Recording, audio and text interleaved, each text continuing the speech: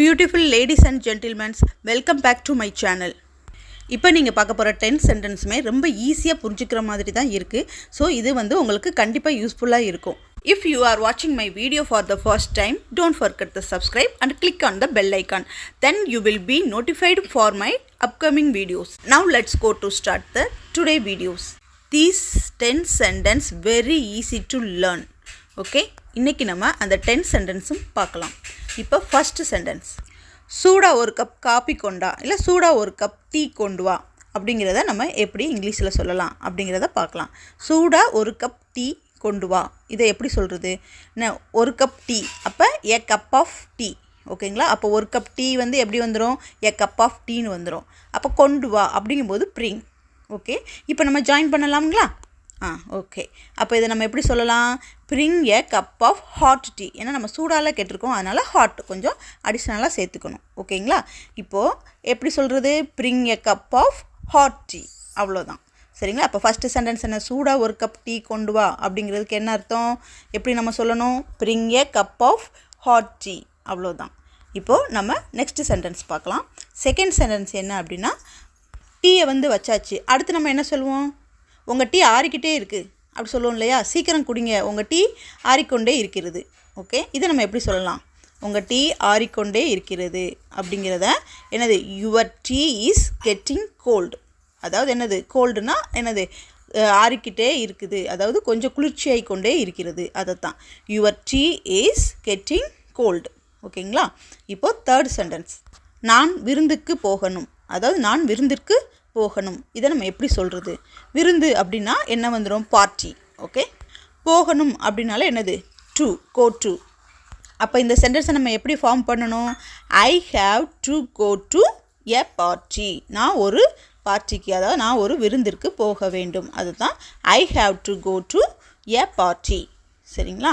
இப்போ fourth sentence, அதாவது புதுசாக ட்ரெஸ் போட்டிருந்தாங்க, அதாவது புது ட்ரெஸ் போட்டிருந்தாங்கன்னா நம்ம என்ன சொல்லுவோம்? உன் ட்ரெஸ்ஸு ரொம்ப நல்லா இருக்குது அப்படின்னு சொல்லுவோம் இல்லையா?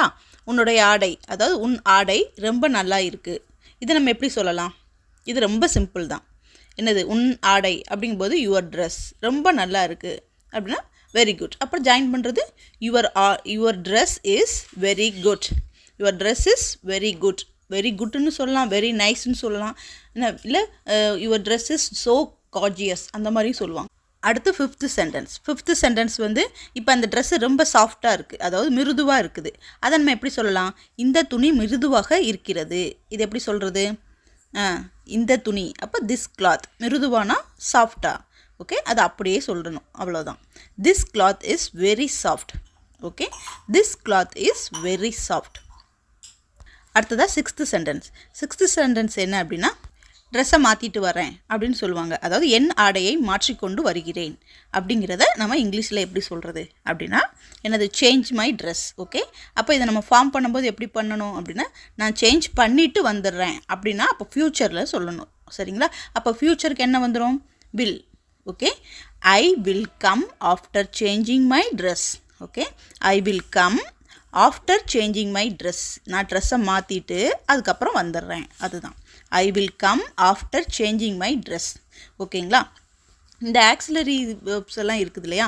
இதுக்கு நான் கண்டிப்பாக தனியாக ஒரு வீடியோ போடுறேன். வில்லு, ஷேலு, உட்டு, இந்த மாதிரி ஆக்சிலரி வேர்ப்ஸ் எல்லாம் எங்கெங்கே வரும் அப்படிங்கிறத பற்றி.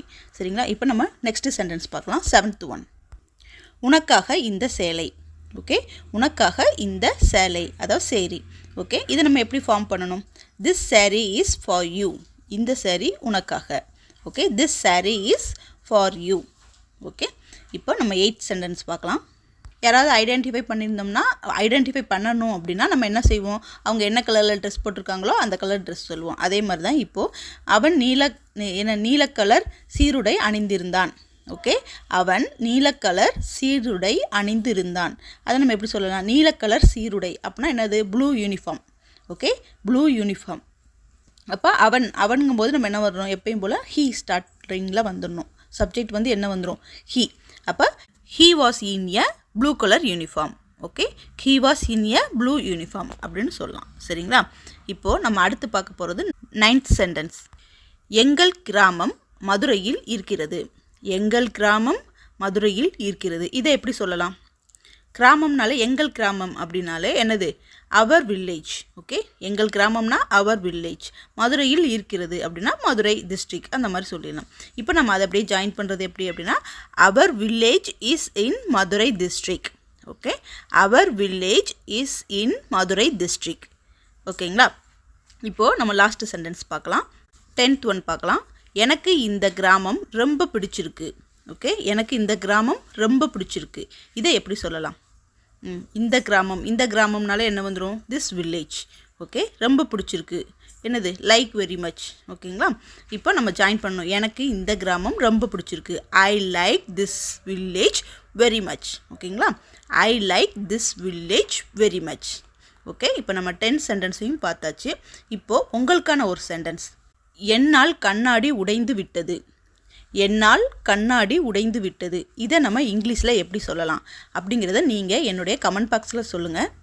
இந்த வீடியோ உங்களுக்கு பிடிச்சிருந்ததுன்னா என்னுடைய சேனலை லைக் பண்ணுங்கள், ஷேர் பண்ணுங்கள், மறந்துடாமல் சப்ஸ்கிரைப் பண்ணுங்கள். அப்போ தான் அடுத்தடுத்து போடுற வீடியோஸ் எல்லாம் உங்களுக்கு நோட்டிஃபிகேஷனாக வரும். தேங்க்யூ ஃபார் வாட்சிங் ஃப்ரெண்ட்ஸ்.